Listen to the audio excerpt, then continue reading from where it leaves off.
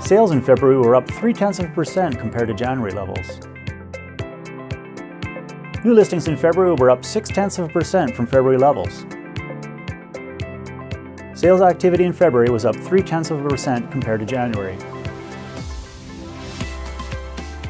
Hi, Gregory Klump here, Chief Economist for the Canadian Real Estate Association, with a quick highlight on national housing activity over MLS systems of Canadian real estate boards and associations, this time for February of 2014.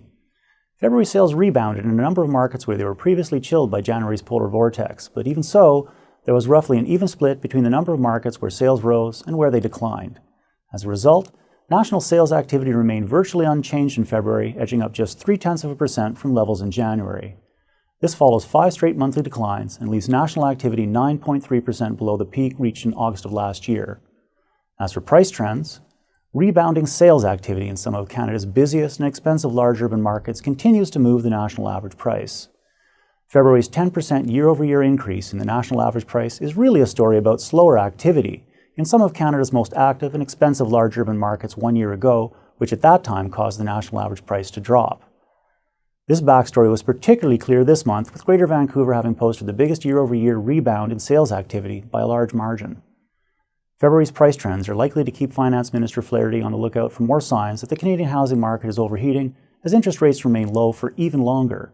And CMHC's recent announcement that it'll hike mortgage default insurance premiums in April might arguably be viewed as a bit of regulatory fine-tuning aimed at keeping spring home sales and price gains in check, especially now that the 5-year qualifying benchmark mortgage interest rate for buyers requiring a mortgage default insurance has edged lower to just under 5%.